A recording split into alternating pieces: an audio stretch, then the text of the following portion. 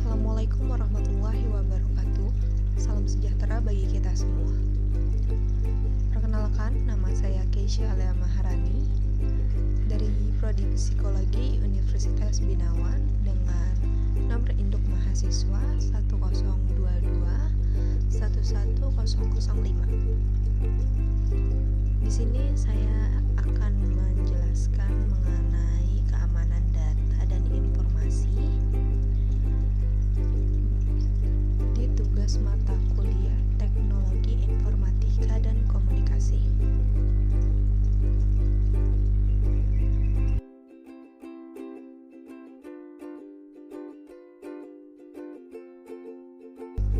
Di sini saya akan menjelaskan mengenai pengertian dari Undang-Undang Perlindungan Data Pribadi serta pengertian dari GDPR atau GDPR atau General Data Protection Regulation.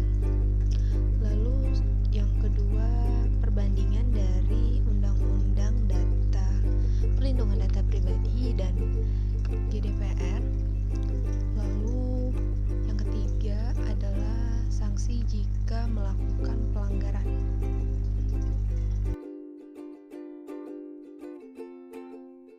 Yang pertama ada pengertian. Menurut Kamus Besar Bahasa Indonesia, data pribadi adalah data yang berkenaan dengan ciri seseorang, yaitu berupa nama, umur, jenis kelamin, pendidikan, pekerjaan, alamat, dan kedudukannya di dalam keluarga.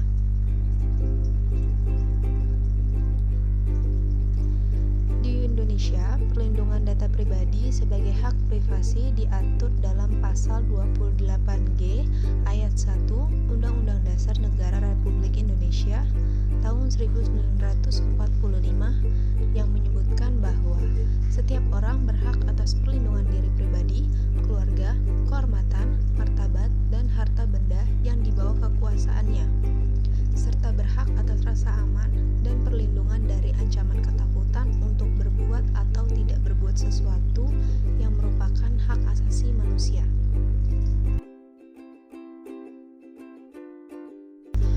Lalu, apa itu GDPR? Disepakati Parlemen Uni Eropa pada 27 April 2016, GDPR atau General Data Protection Regulation adalah undang-undang yang mengatur pelindungan data pribadi penduduk atau warga Uni Eropa yang berada di dalam maupun di luar Uni Eropa, serta yang dikelola pihak manapun di dalam maupun di luar teritori Uni Eropa. Berlandaskan pada Piagam Hak Asasi Uni Eropa yang menetapkan warga Uni Eropa memiliki hak untuk melindungi data pribadi masing-masing. GDPR menjadi instrumen utama harmonisasi hukum perlindungan data di seluruh negara Uni Eropa.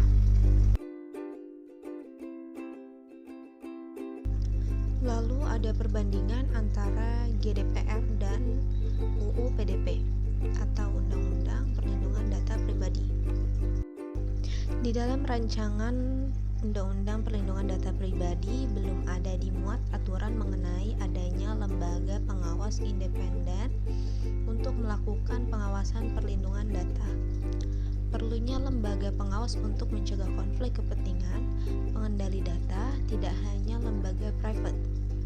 Ketiadaan lembaga independen bisa dianggap Indonesia tidak memenuhi syarat adequate level of protection. Lalu di tiap negara Uni Eropa harus menyediakan setidaknya satu badan publik untuk memastikan melakukan pengawasan implementasi regulasi ini, serta memberikan bantuan kepada pemilik data dalam pembentukannya. Badan tersebut bisa dibentuk oleh pihak pemerintah secara transparan, baik oleh legislatif maupun eksekutif. Seperti yang disebut pada pasal 53 GDPR, seseorang yang diangkat menjadi anggota pengawasan perlindungan data wajib memiliki kualifikasi, pengalaman, dan kemampuan yang sesuai di bidang perlindungan data, sehingga tidak boleh asal memberi jabatan kepada orang yang tidak punya pengalaman mumpuni terkait bidang digital.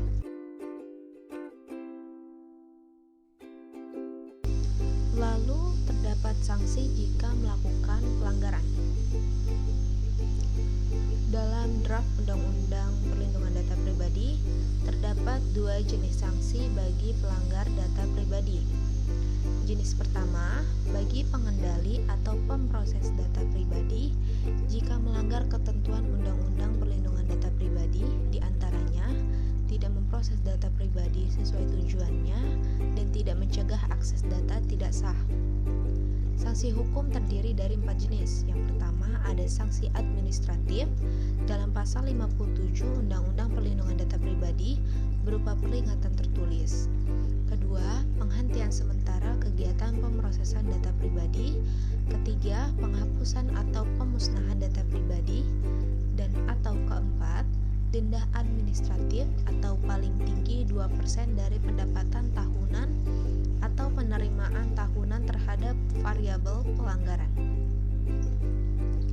Jenis kedua, bagi orang perseorangan atau korporasi yang melakukan perbuatan terlarang, di antaranya mengumpulkan data pribadi yang bukan miliknya untuk menguntungkan diri sendiri atau orang lain, mengungkapkan data pribadi yang bukan miliknya, dan memalsukan data pribadi untuk keuntungan yang mengakibatkan kerugian bagi orang lain, dapat dikenakan pasal 67 sampai dengan 73 Undang-Undang Perlindungan Data Pribadi. Adapun ketentuan pidana diatur dalam undang-undang sebagai berikut. Pertama, pidana denda maksimal 4 miliar sampai 6 miliar rupiah. Dan yang kedua, pidana penjara maksimal 4 hingga 6 tahun. Lalu pada GDPR.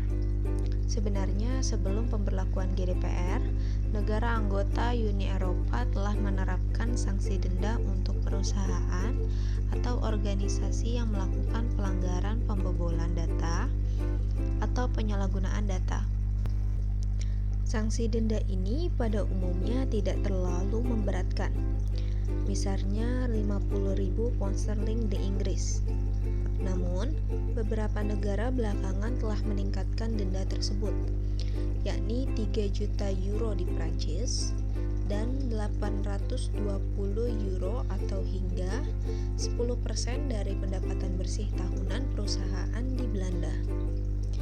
GDPR pada pasal 84 kemudian mengatur denda yang lebih berat, dapat mencapai 20 juta euro atau 4% pendapatan global tahunan perusahaan untuk jenis-jenis pelanggaran tertentu.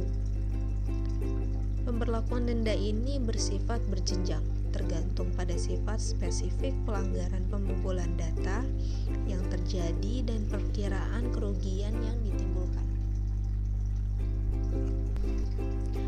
Dan itu adalah pembahasan mengenai Undang-Undang Perlindungan Data Pribadi dan GDPR. Terima kasih atas perhatiannya. Kurang lebihnya mohon maaf. Wassalamualaikum warahmatullahi wabarakatuh.